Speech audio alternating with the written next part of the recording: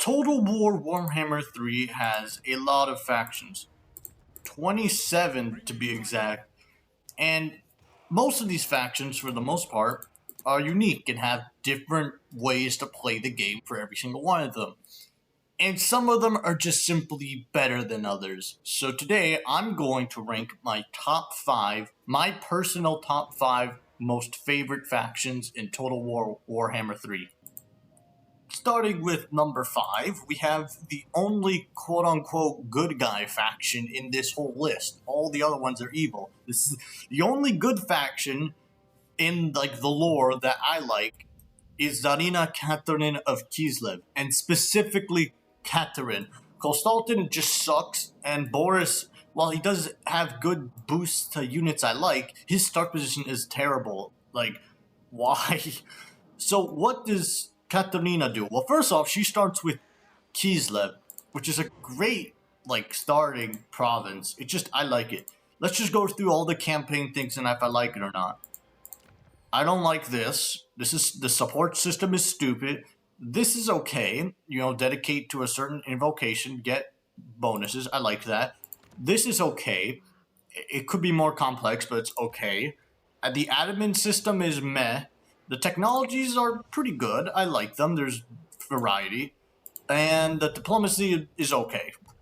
So everything on the campaign side is okay, but what makes it so fun for me is the units. The units are the most versatile in the entire game, I think. These things, if they get in melee, they could still win without question. I mean, look at those ice guards. 42 melee attack with magic and 36 melee defense with a decent amount of armor.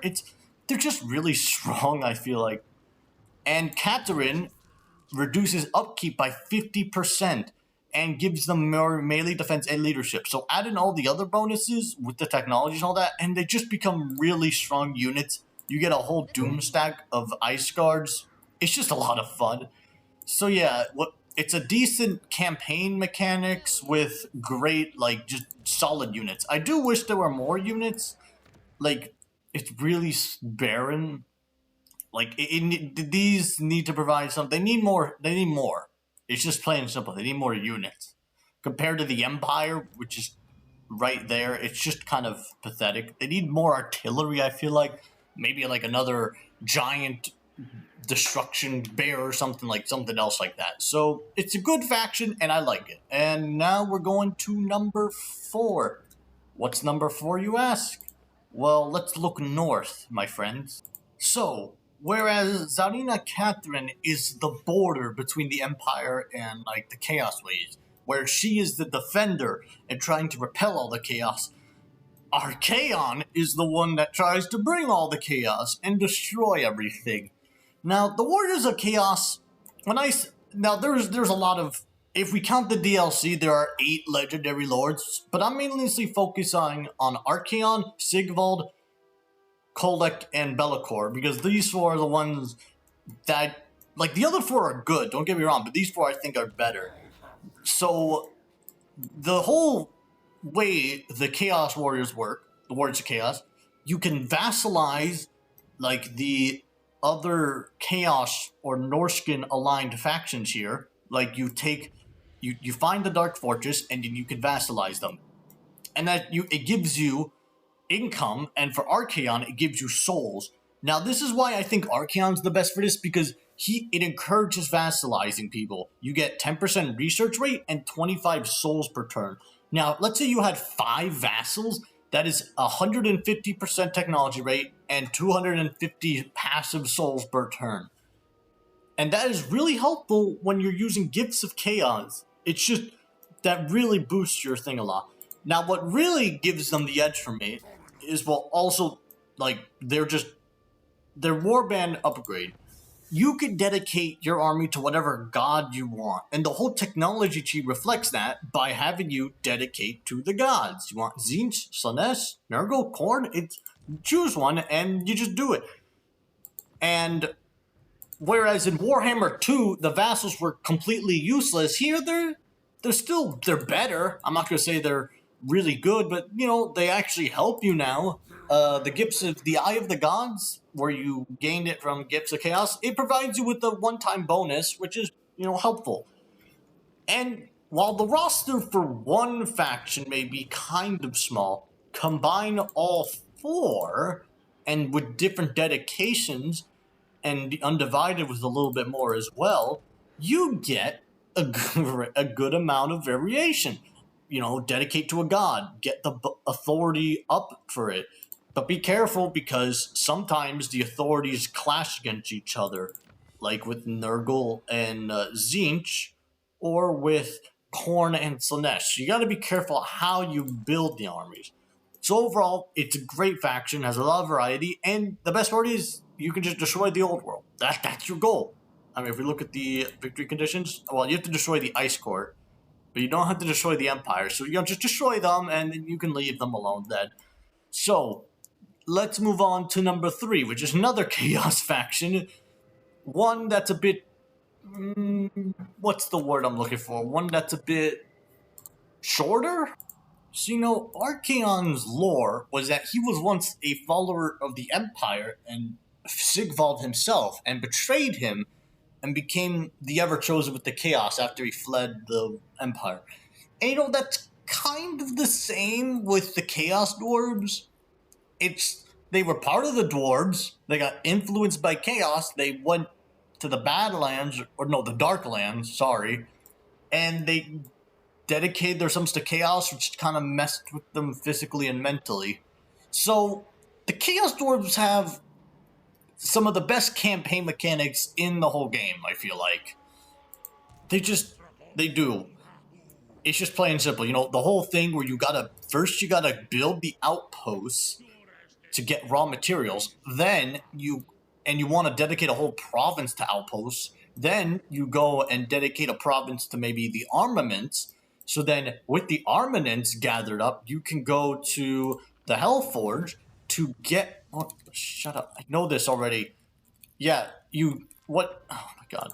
What it's saying is you can use it to increase the unit caps for the dwarf units, or go to the manufactory and give them crazy buffs. And I think that's a great mechanic. It's just fun and simple. Well, no, it's not simple. It can be a little complicated if you don't understand it. But it teaches you well enough that you can understand it quite easily. Now, when it comes to technologies, I think they have the best technology tree, maybe. It's dedicated to military, sorcery, and industry, where each one is clear. This one upgrades your military. This one upgrades your spells and gives you control as well. This one helps you with your economy. It's all laid out simple. I kind of want I want this to be with other factions where it's clear what technology does for what. Like with the older historical games, like Rome 2 and Attila, you had the military and the historical technologies, plain and simple. Shogun 2, military or administration. It's like, it's clear and it's concise. Now, when it comes to their units, they have some of the most unique and best units in the game, I feel like. They're low-tier units, like, okay, obviously, orc laborers and goblin laborers, they suck. But the hobgoblins are really fun. There's you can do a lot with them. You could beat the whole game with these. But of course, you have also the large amount of Chaos Dwarf units. And their artillery is where they shine best. They have some of the best artillery in the game. The Dreadquake, it destroys everything. Yeah, once you get to the Dreadquake mortar, it's kind of over. I mean, you gotta get the tier 5 settlement, so it's kind of like excessive at that point, but it's still really good. The Bull Centaurs, they're also solid. I don't think the Lamasus are good. The simple Chaos Dwarves, the blunderbusses take the lead here. They decimate everything.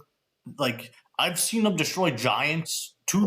I've seen 2 of these units destroy giants in like 3 volleys. They're so broken.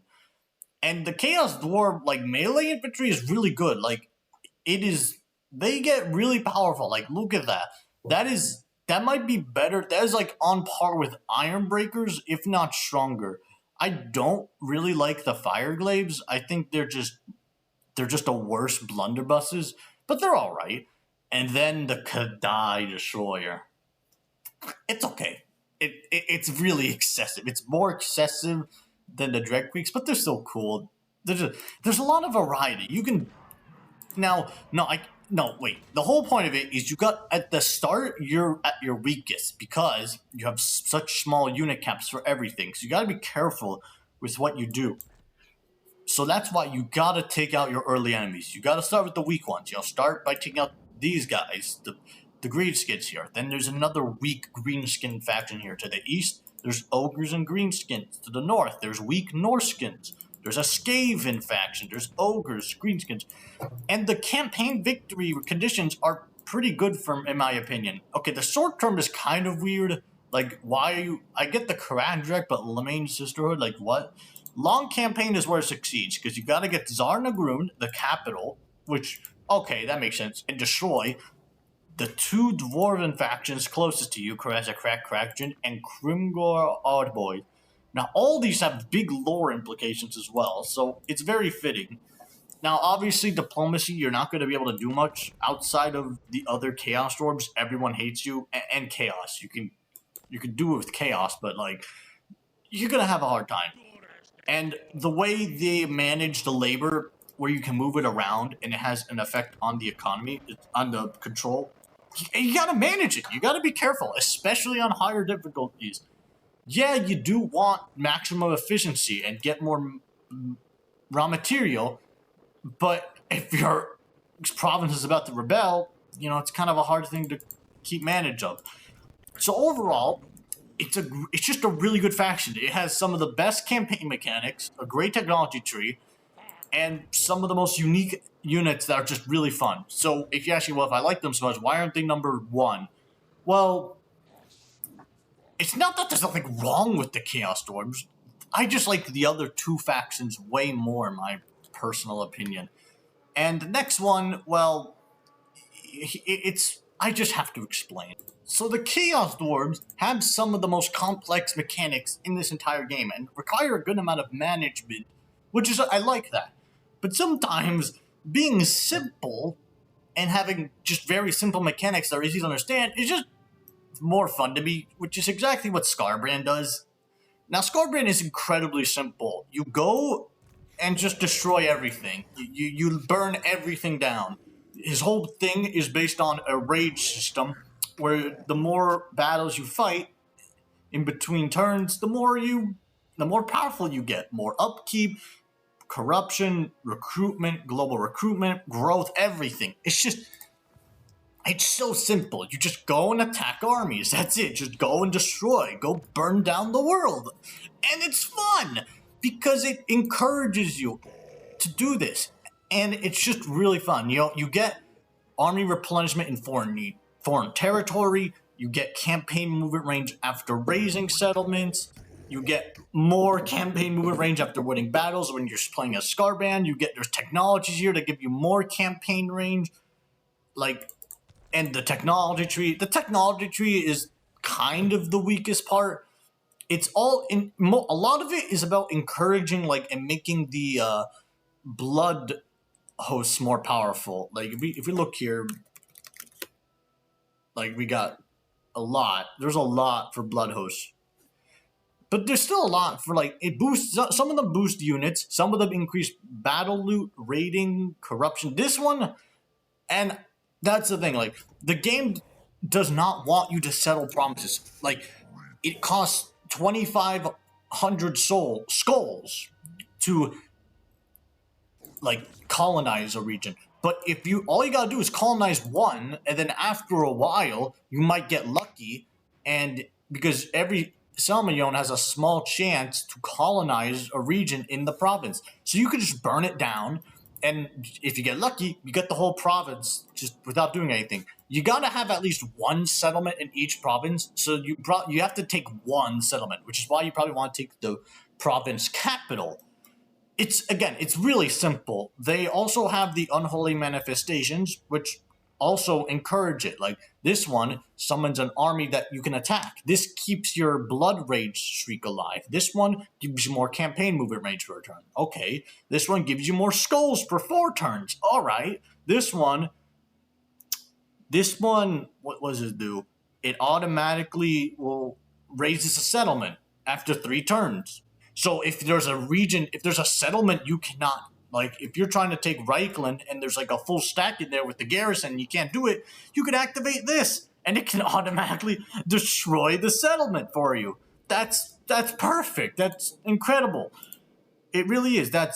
They also have the Great Game, where basically the 4 chaos factions like Tzeentch, Nurgle, Slaanesh, Khorne, they're all fighting with each other, and whoever spreads the most corruption in that time period gets access to even more powerful unholy manifestations. And it encourages you to go out there and burn everything down. And that's why it's so fun. In terms of allies, there's one Beastman faction here, and that's all you're really going to get, because everyone hates you. Even the Tomb Kings hate you. Do you understand how angry you have? You know how bad you have to be for the Tomb Kings to hate you? They're skeletons. They don't know what they're doing. It's crazy. So Skarbrand is Skarbrand's probably one of the best legendary lords in the game. He's really fun. He's humongous. He's powerful. He starts off with 80 melee attack with magic, fire, 90 armor, 50 strength, 465 with 20% physical resistance, and frenzy.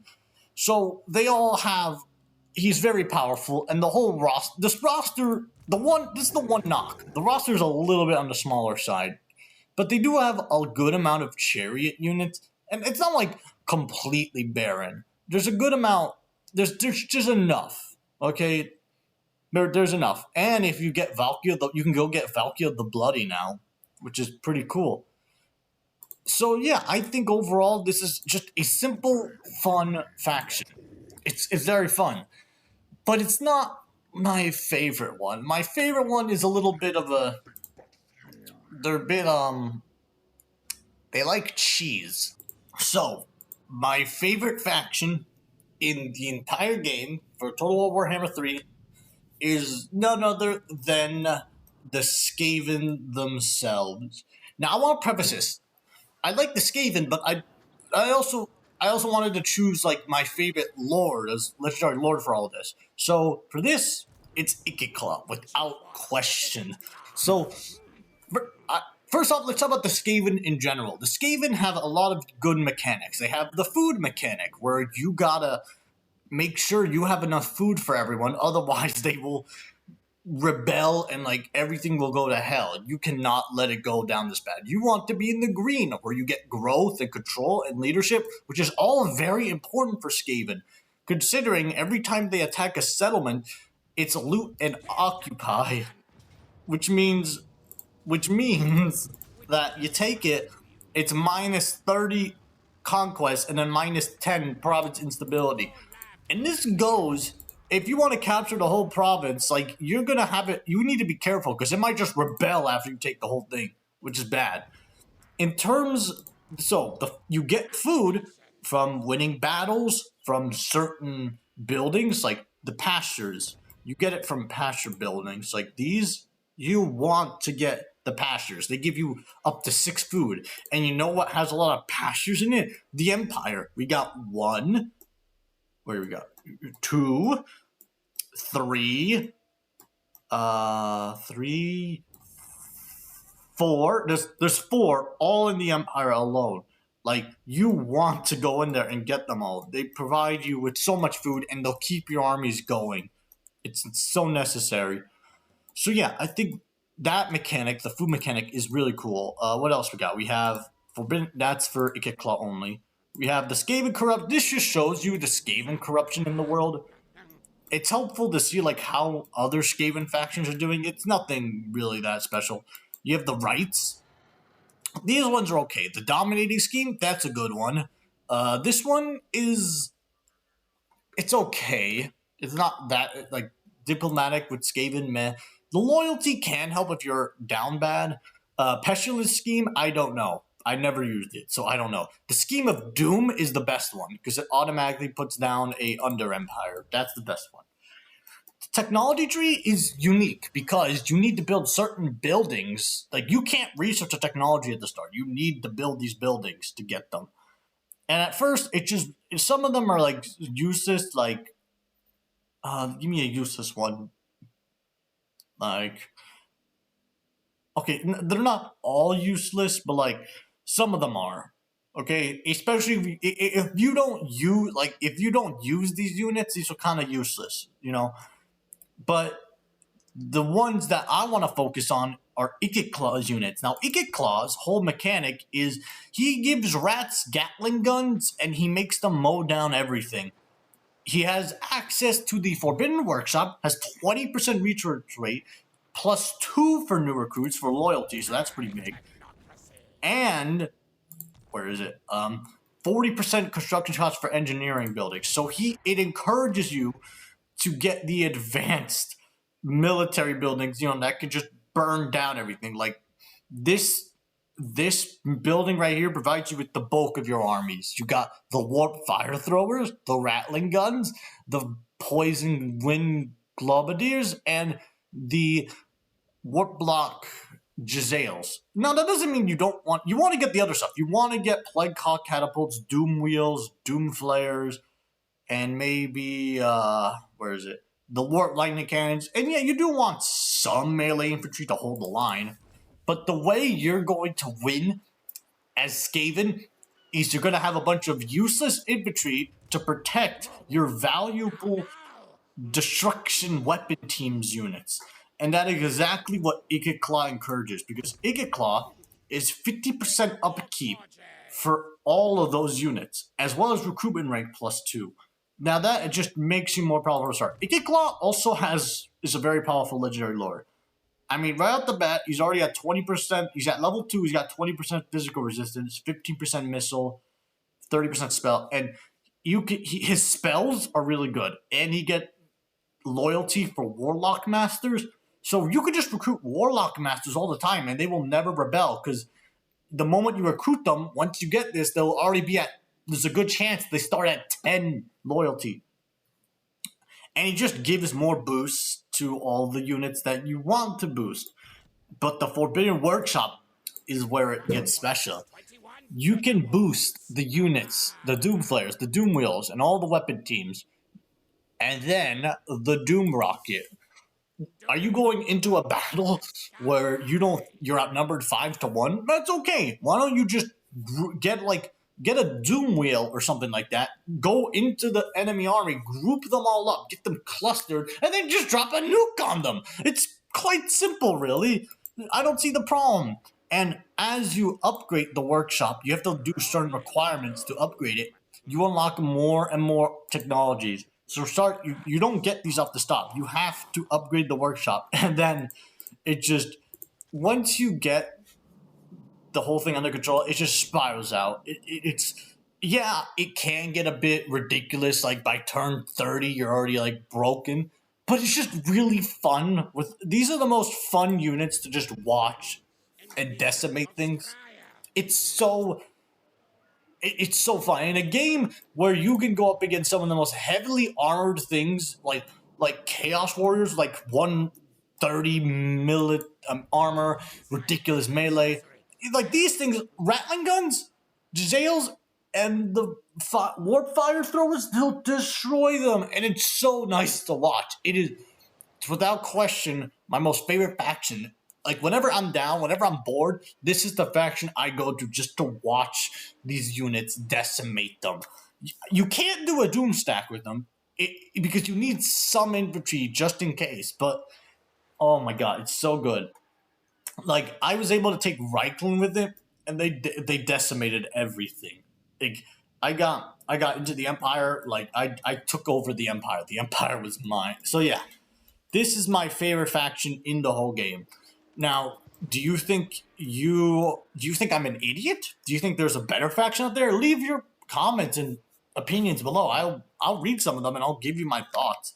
So yeah, thank you everyone for watching, and I will see you on the next video where I talk about the worst factions in this game. Have a good day, everyone.